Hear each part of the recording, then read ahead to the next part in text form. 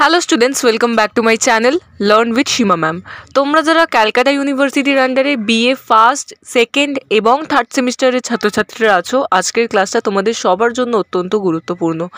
আমি আজ তোমাদের হিস্ট্রি আইডিসি পেপারের কিছু ইম্পর্টেন্ট প্রশ্ন নিয়ে আলোচনা করব, যেগুলো তোমাদের পরীক্ষার জন্য অত্যন্ত গুরুত্বপূর্ণ। এই প্রশ্নগুলো যদি তোমরা ভালো করে তৈরি করে যাও, তাহলে এখান থেকে তোমরা প্রচুর প্রশ্ন কমন পাবে পরীক্ষায়। তার জন্য বলবো তোমরা এই প্রশ্নগুলো প্রথমে ভালো করে তৈরি করবে।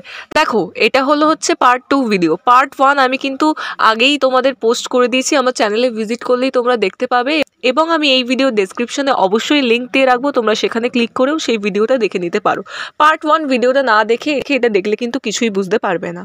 এবং তোমাদের হিস্ট্রি আইডিসির যে সিলেবাসটা, সেটাও কিন্তু আমি একটা সেপারেট ভিডিওতে বানিয়ে পোস্ট করে রেখেছি, তোমরা সেই ভিডিওটারও আমি লিঙ্ক দিয়ে রাখছি, সেগুলোও চেক করে নিও, তাহলে কিন্তু তোমরা বুঝতে পারবে তোমাদের কি কি পড়তে হচ্ছে। আজকে আমি তোমাদের যে প্রশ্নগুলো দেবো সেটা হলো আগের ভিডিওতে যতটা দিয়েছি তারপর থেকে, তার জন্যই বলছি সেই ভিডিওটা তোমরা আগে দেখে নাও। এবং প্রশ্ন বলার পূর্বে আমি তোমাদের বলে রাখি, আমি কিন্তু তোমাদের এই পেপার অর্থাৎ হিস্ট্রি আইডিসি পেপারের অনলাইন অফলাইন কোচিং ক্লাসেস করিয়ে থাকি। তোমরা যারা যারা আমার কাছে পড়বে ভাবছো, তারা কিন্তু সরাসরি আমার সাথে যোগাযোগ করে নিতে পারো। আমার নম্বরটি হলো 9163713838। এই নম্বরে তোমরা সরাসরি যোগাযোগ করে কিন্তু ক্লাসেসে জয়েন করতে পারো। আর যদি তোমাদের বাকি অন্য কিছুর ইনফরমেশন চাই, সেগুলোও কিন্তু তোমরা কালেক্ট করে নিতে পারো।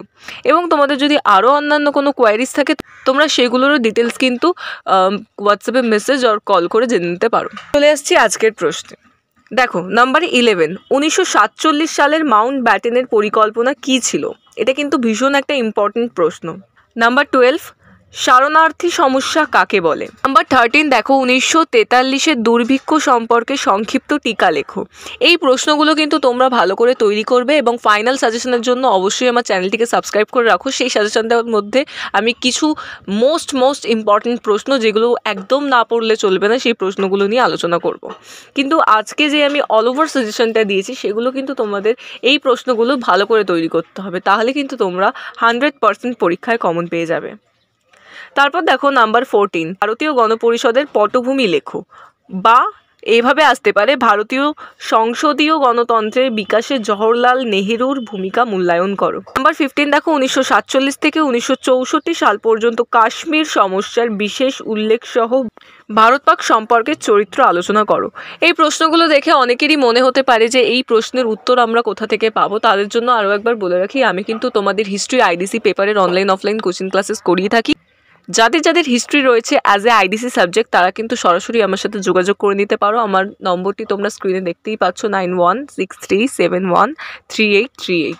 এই নম্বরে তোমরা হোয়াটসঅ্যাপে মেসেজ ও কল করে নিয়ে বাকি ডিটেলসগুলো জেনে নিতে পারো। চলে আসছি নাম্বার 16, জওহরলাল নেহেরুর জোট নিরপেক্ষ নীতির সার্বিক মূল্যায়ন করো।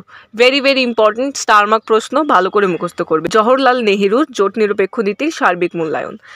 নাম্বার 17, ঠান্ডা লড়াইয়ের যুগে নির্জোট আন্দোলনের প্রাসঙ্গিকতা আলোচনা করো। এই প্রশ্নও কিন্তু খুব ইম্পর্টেন্ট। আর লাস্ট, নাম্বার 18, ভারত কর্তৃক গৃহীত নির্জোট আন্দোলনের নীতি গ্রহণের পিছনে কি কি উদ্দেশ্য ছিল? এই সবকটি প্রশ্ন কিন্তু তোমাদের পরীক্ষার জন্য ইম্পর্টেন্ট, তো ভালো করে তৈরি করবে। এবং ফাইনাল সাজেশনের জন্য আর কিছুদিন ওয়েট করো, আমি খুব তাড়াতাড়ি তোমাদের সেটা দেবো।